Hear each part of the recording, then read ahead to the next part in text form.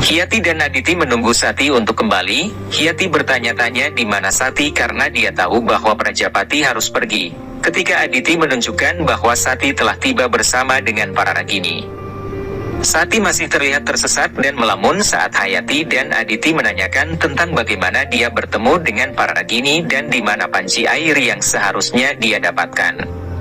Sati yang masih terpengaruh oleh pertemuannya dengan Dewa Shiva terdiam. Para pengantin memberitahu Aditi dan Hyati tentang pertemuan mereka dengan Dewa Shiva, dan bagaimana Sati juga bergabung dengan mereka saat Dewa Shiva bernyanyi, dan Putri Sati masih di bawah pengaruh nyanyiannya. Hyati dan Aditi terkejut tetapi Aditi menyapa para tamu dan memandu mereka ke kamar mereka. Hyati kemudian membawa Sati pergi begitu mereka pergi. Begitu mereka sampai di kamar Sati, Hyati memarahi Sati dan bertanya apakah dia gila atau bodoh karena dia gagal memahami bahwa dia harus menjauh dari Siwa. Hyati terus berteriak pada Sati dan mengatakan bahwa setelah semua rasa malu yang harus dihadapi ayah mereka karena Sati, dan terlepas dari upaya ayah mereka untuk melindunginya, Sati masih tidak mengerti. Itu semua adalah konspirasi melawan ayah mereka. Sati kesal dan dengan air mata berlinang bertanya kepada Hyati konspirasi apa yang mereka bicarakan. Dia pergi ke hutan sendirian, dan tidak bisa menahan diri untuk tidak pergi ke arah Shiva. Dia tidak tahu siapa dia atau apa yang dia lakukan, tapi dia tidak gila atau bodoh. Sati hanya merasa dirinya tertarik pada Dewa Shiva dan nyanyiannya. Sati melupakan siapa dia, posisinya, statusnya, semuanya, tapi Sati mengatakan bahwa Shiva bahkan tidak menatapnya. Sati mengatakan kepada Hyati bahwa jika itu adalah konspirasi Shiva, maka Dewa Shiva akan mencoba mengambil keuntungan dari ketertarikannya terhadapnya, tetapi dia tidak melakukannya. Shiva hanya memberinya tatapan yang tidak menandakan apa-apa. Tidak ada persahabatan, permusuhan, bahkan tidak ada cinta atau kebencian. Dewa Shiva bahkan tidak memberinya senyuman. Sati menangis saat Hyati dan Aditi merasa sedih melihat kondisinya, dan mencoba menghiburnya. Rohini datang dan memberitahu mereka bahwa ayah mereka akan segera pergi. Chandra sedang memeriksa persiapan untuk acara Vasantotsav ketika Prajapati dan putri-putrinya tiba. Chandra bertanya apakah ada kompetisi yang perlu diselenggarakan, yang mana Prajapati memintanya untuk melakukannya. Daksha memastikan keputusannya selalu adil dan juga mengumumkan kedatangan Madanika segera. Prajapati bertanya kepada Sati tentang air yang seharusnya dia dapatkan. Prasuti menutupi dengan mengatakan bahwa Sati lupa melakukannya, sambil mempersiapkan kedatangan Ragini. Prajapati memaafkan Sati dan meminta menterinya untuk memastikan bahwa tidak ada raksasa atau asura yang masuk di dekat istana. Prajapati bertanya tentang Maharishi Kashyap, di mana pengawalnya mengatakan bahwa dia sedang dalam perjalanan ke Kailas dengan Maharishi Atri untuk menemui Dewa Shiva. Sati terlihat terkejut. Maharishi Atri dan Kashyap bersama Rishi Dadici mendiskusikan bagaimana Mahasabha akan membawa perubahan besar, tetapi perubahan yang baik. Mereka melihat bunga Aparajita yaitu bunga favorit Dewa Shiva dan sibuk memetik beberapa bunga untuknya, tetapi mereka tidak menyadari bahwa ada sesosok bayangan yang mengikuti mereka. Kereta Madanika diperlihatkan memasuki istana dan semua orang menjadi bersemangat, termasuk para pria yang mencoba untuk melihatnya, sementara ia menepis mereka semua. Madaniki memasuki istana dan disambut oleh semua orang. Sati datang untuk menemuinya, tetapi Madanika meminta Sati untuk diam. Madanika perlahan-lahan memeriksa denyut nadi dan detak jantung Sati dan mengatakan kepadanya dengan lembut bahwa detak jantungnya lebih cepat, matanya dipenuhi dengan mimpi terhadap seseorang. Sati terlihat malu, sementara Madanika mengatakan kepadanya bahwa Sati sedang jatuh cinta. Sati terkejut mendengar pernyataan Madanika. Sati mengatakan bahwa dia tahu bahwa Madanika akan datang. Sati mengatakan hal ini sambil menyentuh kaki Madanika. Madanika menjawab bahwa Sati adalah Brahmani dan itu tidak cocok untuknya.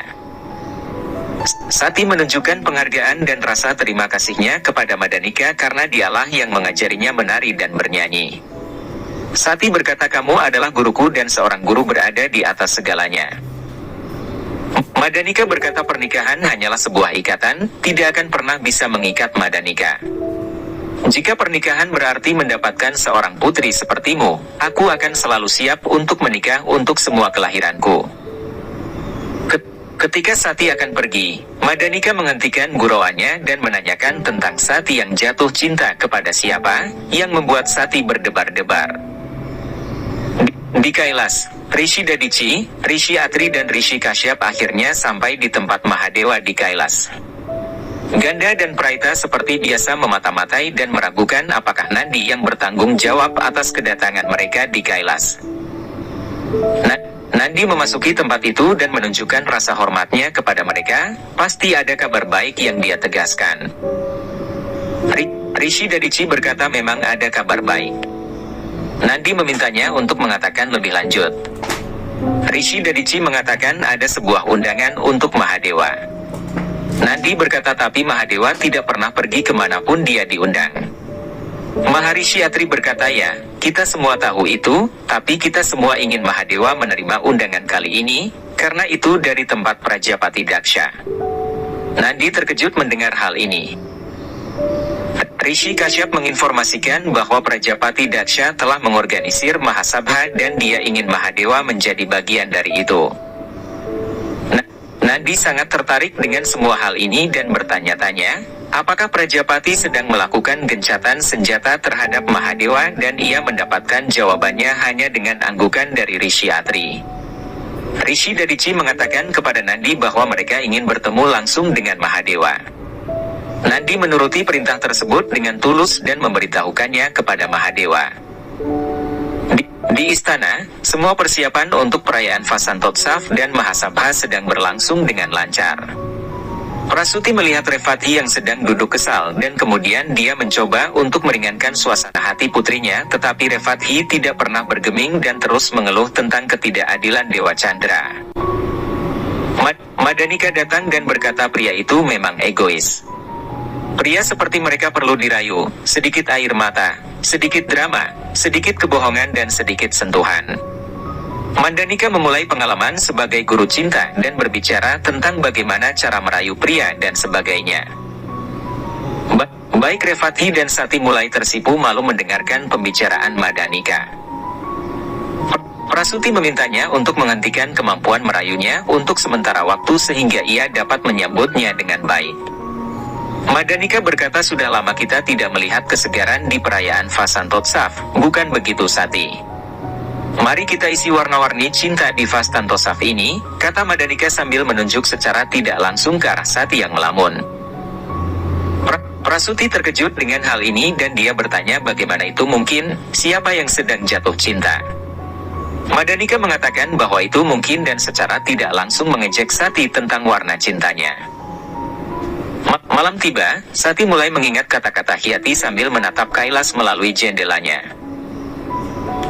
Mandanika masuk di kamar Sati bertanya padanya apakah Sati sedang berpikir tentang orang yang membuatnya jatuh cinta.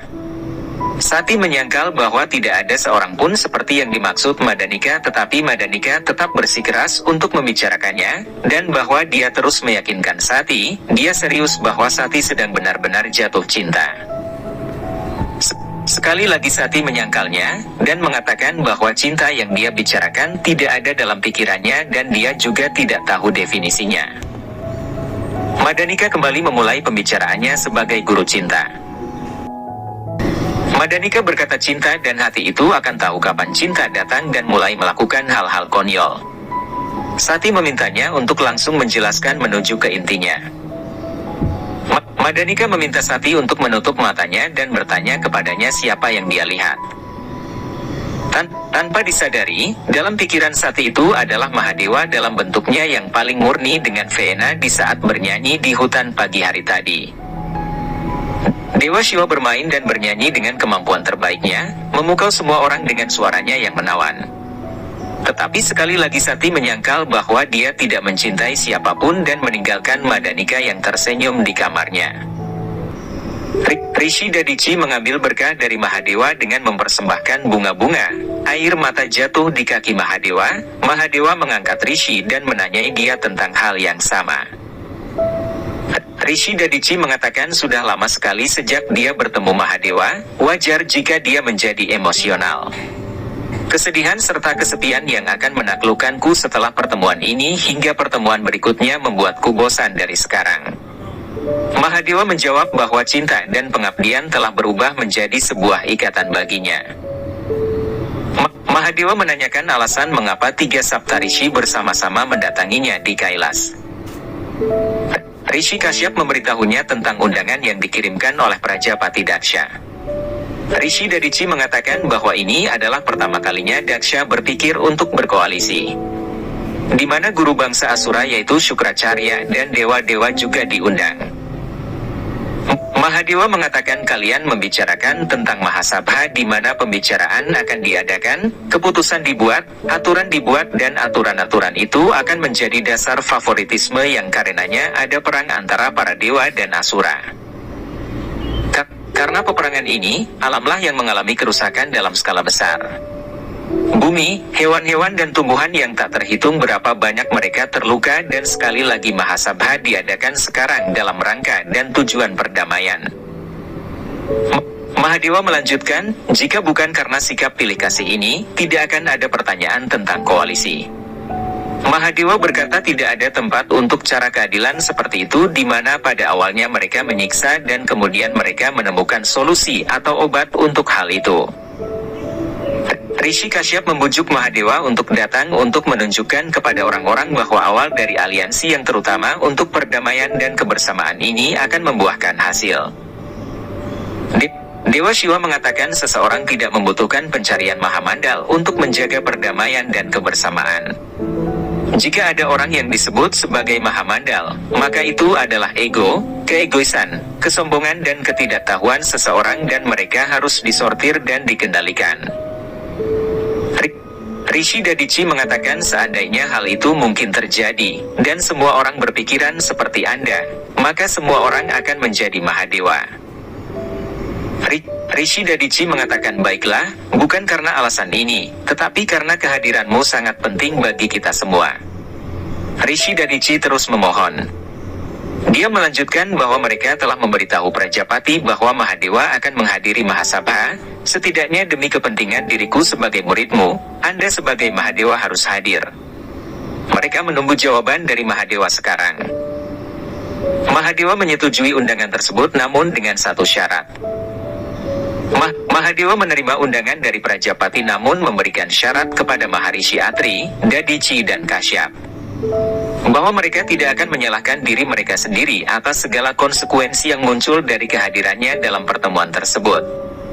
Mahadewa berkata meskipun ada kemungkinan ia tahu bahwa Prajapati telah mengundangnya untuk menghinanya, ia siap menerima hinaan itu hanya karena orang-orang yang dicintainya dan syarat yang ia berikan juga untuk kepentingan mereka. Maharishi Kashyap dengan senang hati mengatakan di depan aula sidang kerajaan bahwa Mahadewa telah menerima undangannya. Prajapati Daksha senang bahwa sekarang agenda pertemuan akhirnya akan tercapai. Utusan datang dan berkata Dewa Indra telah datang untuk menyampaikan sesuatu. Dewa Indra terlihat khawatir dengan berita ini dan Prajapati bertanya kepada sang resi mengapa dia begitu khawatir. Dewa Indra menjelaskan mengenai kemarahan Syukracarya. Prajapati bertanya mengapa Syukracarya marah, dia tidak punya alasan.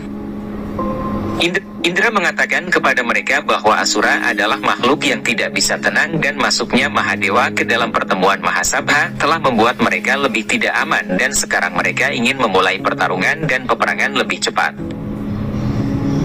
Syukracarya dimunculkan berdiri tegap di depan pasukan Asura yang berjumlah puluhan ribu.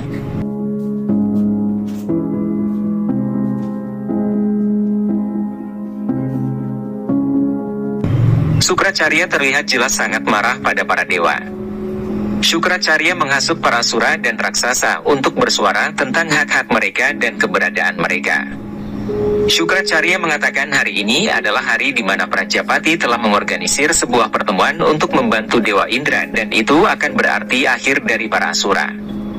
Syukracarya merasa kesal karena Mahadewa juga